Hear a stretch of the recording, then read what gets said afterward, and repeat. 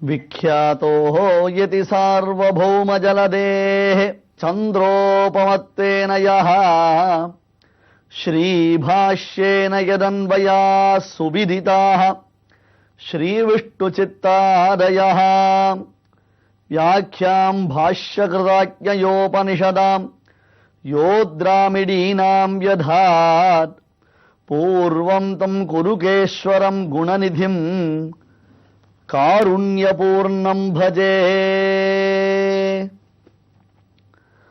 पूर्णं तं कुरुकेश्वरं குணநிதிம் காருண்யபூர்ணம் பஜே என்று பகவத் ராமானுஜருடைய பிரிய சிஷ்யரான சிம்ஹாசனாதிபதிகளில் உபய வேதாந்த சிம்ஹாசனாதிபத்தியத்தை பெற்றவரான திருக்குறுகை பிரான் பிள்ளான் என்னும் மகாச்சாரியரை குறித்ததான விஷயங்களை நாம் இப்பொழுது பார்க்கப் போகிறோம்.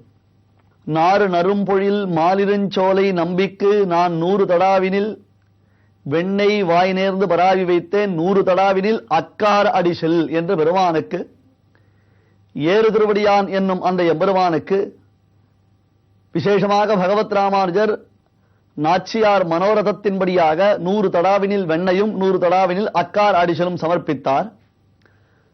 அப்படி சமர்ப்பித்ததினால் அகமகிழ்ந்த ஆண்டாள் நாச்சியாரும் சுவாமி ராமானுஜர் தன்னை சேவிக்க ஸ்ரீ தன்வின்யபுரம் என்னும் அந்த ஸ்ரீவில்லிபுத்தூருக்கு தன்னை சேவிக்க எழுந்தளின் வரையிலே கர்ப்பகிரகத்தில் மூலஸ்தானத்தில் இருந்தவளான அந்த ஆண்டாள் நாச்சியார் உள்ளிருந்து வெளியேறி அண்ணா என்று சுவாமியை அழைத்ததாக நாம் குரு பரம்பரைகள் வாயிலாக அறிகின்றோம்.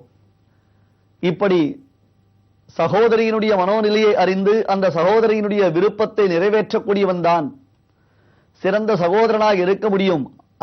அதிலும் மூத்தவன் என்பதனாலேயே மிகச்சிறந்ததான ஒரு பெருமை இருப்பதினால் அண்ணா என்று ஆண்டாள் நாச்சியார் ஆதரவுடன் அன்புடன் சுவாமி ராமானுஜரை அழைத்ததினால் பெரும்பூதூர் மாமுனிக்கு பின்னானாள் வாழியே என்று பகவத் ராமானுஜர் திருத்தமையனாராகவும் ஆண்டாள் நாச்சியார் அவள் தங்கையாகவும் கொண்டாடப்படுகின்றாள். இது ராமானுஜருடைய வாழ்க்கையில் நடந்த ஒரு அற்புதமான நிகழ்ச்சியை நாம் கீழே பல உபன்யாசங்களில் பார்த்தோம். அதைத் தொடர்ந்து இப்பொழுது ஸ்ரீபாஷ்யக்காரருடையதான ஞானபுத்திரராக கொண்டாடப்படும் திருக்குறுகை பிரான் பிள்ளான் என்னும் மகாச்சாரியர் உபய வேதாந்த சிம்ஹாசனாதிபத்தியத்தை பெற்றவர். அதாவது சுவாமி ராமானுஜர் சத் சம்பிரதாயமான இந்த ஸ்ரீவைஷ்ணவ சம்பிரதாயம் சர்வதோமுகமாக பிரச்சாரம் ஆவதற்காக எங்கும் இந்த ஸ்ரீவைஷ்ணவ சம்பிரதாயத்தினுடையதான பிரச்சாரம் நடைபெற வேண்டும் என்பதற்காக 74 சிம்ஹாசனாதிபதிகளை நியமனம் செய்தருளினார்.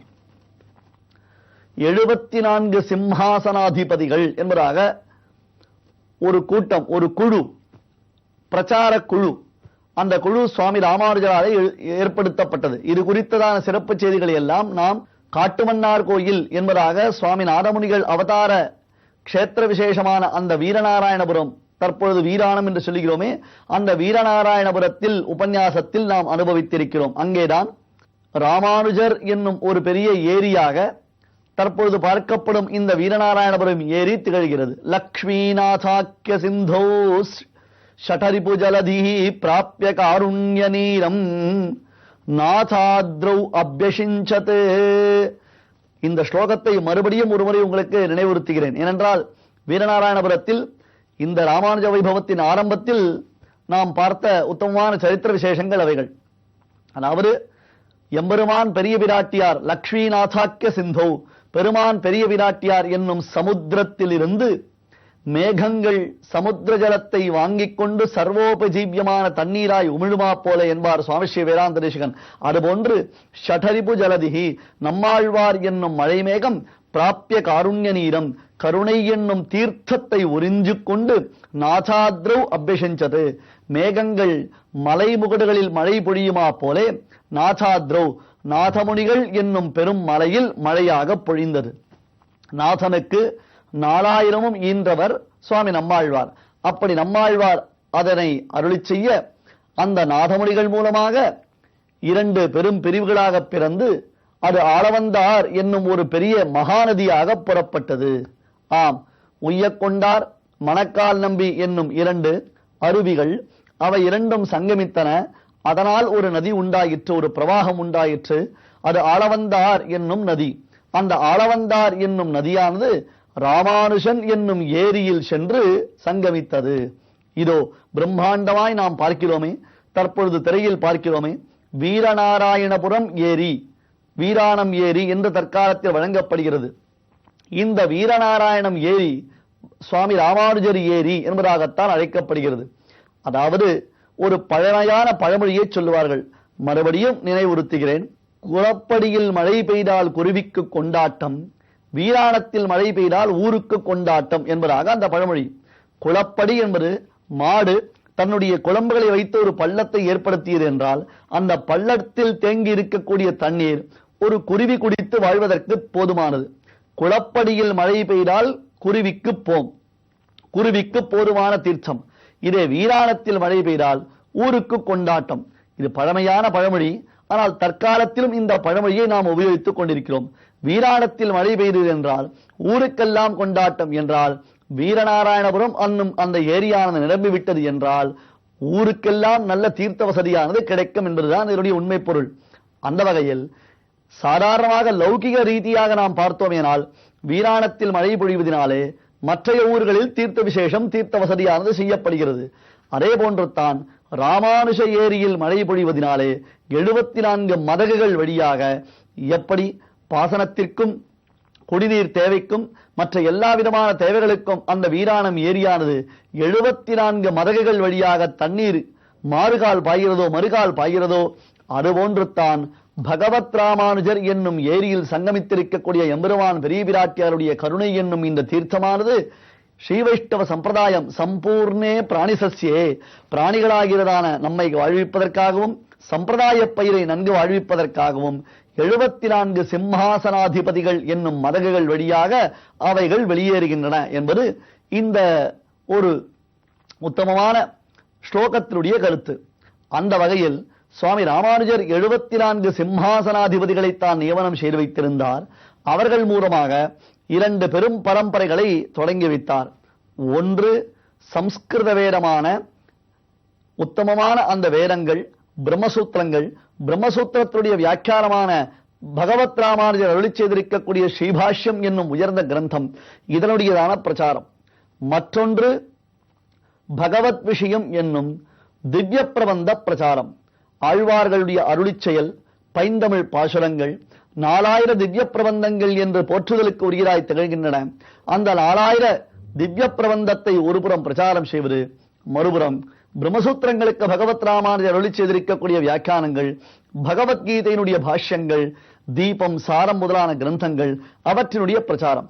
ஒருபுறம் சம்ஸ்கிருத வேதம், மறுபுறம் தமிழ் வேதம். இப்படி 2 வேதங்களும் சேர்ந்திருப்பதினாலே ஸ்ரீ வைஷ்ணவ சம்பிரதாயத்தில் உபய வேதாந்திகள் என்று அழைக்கப்படுகிறார்கள். வடமறையிலும் நல்ல பாண்டித்யம், தமிழ் மறையிலும் நல்ல பாண்டித்யம் என்பதாக 2 மொழிகளிலும் நல்ல சிறப்பான பாண்டித்யத்தை பெற்றவர்களை உபய வேதாந்திகள் என்று அழைக்கிறோம். 74 சிம்மாசனாதிபதிகளை சுவாமி ராமானுஜர் பிரித்திருக்கும் பொழுது ஒரு சிலர் சம்ஸ்கிருத வேதத்தை பிரச்சாரம் செய்பவர்களாகவும், வேறு சிலர் தமிழ் வேதத்தை பிரச்சாரம் செய்பவர்களாகவும், வேறு சிலர் இவைகள் 2ஐயும் சேர்த்து பிரச்சாரம் செய்யும் வல்லமை பெற்றவர்களாக விளங்குகிறார்களே, அவர்களுக்குத்தான் உபய வேதாந்த சிம்ஹாசனாதிபத்தியம். உபய வேதாந்த சிம்ஹாசனாதிபத்தியம், தமிழ்மறை சம்ஸ்கிருத மறை என்பதாக 2ஐயும் வகிக்கக்கூடிய, 2ஐயும் பிரச்சாரம் செய்யக்கூடிய வல்லமை. அந்த உபய வேதாந்த சிம்மாசனாதிபத்தியத்தில் மிகச் சிறப்பாளராக திகழ்பவர் யார் என்றால் திருக்குறுகை பிரான் பிள்ளான் என்னும் இந்த சுவாமி. தற்பொழுது இன்றைய தினத்தில் நாம் யாருடைய, எந்த மகாத்மாவுடையதான ஒரு சரித்திர விசேஷத்துடன் பகவத் ராமானுடைய அற்புதமான அந்த சரித்திரத்தை அனுபவிக்கின்றோமோ, அந்த சுவாமியுடைய திருநாமம் தான் திருக்குறுகை பிரான் பிள்ளான் என்பதாகும்.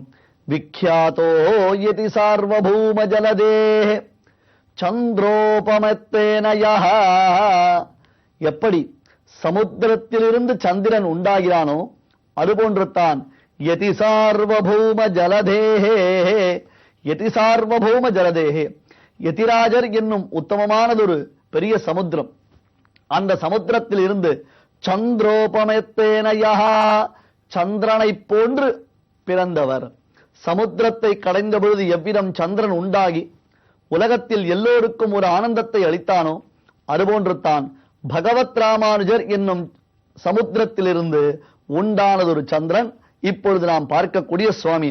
ஸ்ரீபாஷ்யேன யதன்வயாः சுவிதிதாः ஸ்ரீவிஷ்ணு சித்தாதயாः. ஸ்ரீபாஷ்யேன யதன்வயாः சுவிதிதாः. இவர்கள் உத்தமமான ஸ்ரீபாஷ்யம் முதலான கிரந்தங்களை பிரச்சாரம் செய்வதில் வல்லவர்களாய் திகழ்கிறார்கள். கிடாம்பியாச்சான், திருக்குறுகை பிரான் பிள்ளான் இவர்கள் சந்ததி மூலமாகத்தான் ஸ்ரீபாஷ்யம் என்னும் பகவத் ராமானுஜருடைய உயர்ந்த அந்த வியாக்கியான கிரந்தங்கள் உலகத்தில் பிரச்சாரமடைய ஆரம்பித்தன. எங்களாழ்வான், நடாதூர் ஆழ்வான், நடாதூரம்மாள் முதலான அந்த பரம்பரை கிடாம்பியாச்சானுடைய பரம்பரை. அந்த கிடாம்பியாச்சானுடைய பரம்பரையை சாதிக்கும் பொழுது சுவாமி ஸ்ரீ வேதாந்த தேசிகன் யதிவரனார் மடைப்பள்ளியுள் வந்த மனம் எங்கள் வார்த்தையுள் மன்னியதே என்று அதை கொண்டாடுகிறார். கிடாம்பியாச்சானுடைய சரித்திரத்தை கீழே பார்த்தோம். பகவத் ராமானுஜருடைய திருமேனியில் அதிக பரிவு கொண்டவராக ஒரு சிலர் அவருக்கு பிக்ஷையில் விஷம் வைத்துவிட அந்த சமயத்தில் ராமானுஜரை பார்ப்பதற்காக திருக்கோஷ்டியூர் நம்பிகள் வந்திருக்க காவிரியில் கொதிக்கும் மணலில் தன் ஆச்சாரியரை ராமானுஜர் விழுந்து விழுந்து சேவிக்க அதை கிடாம்பியாச்சான் தடுத்தார் என்பதாகவும், உம்மை போல ராமானுஜருடைய திருமேனிக்கு பரிவு கொண்டவராய்த்தான் ஒருத்தரை நாங்கள் எதிர்பார்த்துக் கொண்டிருக்கிறோம் என்று திருக்கோஷ்டியூர் நம்பி கிடாம்பியாச்சானை ராமானுஜருக்கு பிக்ஷை சாதிக்கும்படியாக ஏற்பாடு செய்தார் என்பதையும் நாம் கீழே அறிந்தோம் அல்லவா.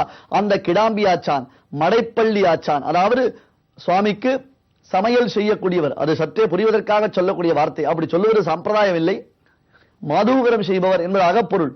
அதிலிருந்து கிடாம்பி அப்புள்ளார், அந்த கிடாம்பி அப்புள்ளார் மூலமாக சுவாமி ஸ்ரீ வேதாந்த தேசிகன் தான் சம்பிரதாயங்களை அறிந்ததினாலே யதிவரனார் மடைப்பள்ளியுள் வந்த மனம் எங்கள் வார்த்தையுள் மன்னியதே என்று கொண்டாடுகிறார். இந்த கிடாம்பி ஆச்சானுக்கும் திருக்குறுகை பிரான் பிள்ளானுக்கும் ஒரு சம்பந்தம் உண்டு. திருக்குறுகை பிரான் பிள்ளான் சுவாமி ராமானுஜருடைய ஞான புத்திரராக அபிமானிக்கப்பட்டவர். ஞானத்திற்கு தனக்கு பிறந்த பிள்ளையாக அவர் அபிமானிக்கப்பட்டவர். இந்த ஸ்லோகத்துடைய கருத்துக்களை எல்லாம் நாம் மேலே தொடர்ந்து நன்கு அனுபவிக்கலாம். ஓர் அறிவிப்பு: டிசம்பர் 17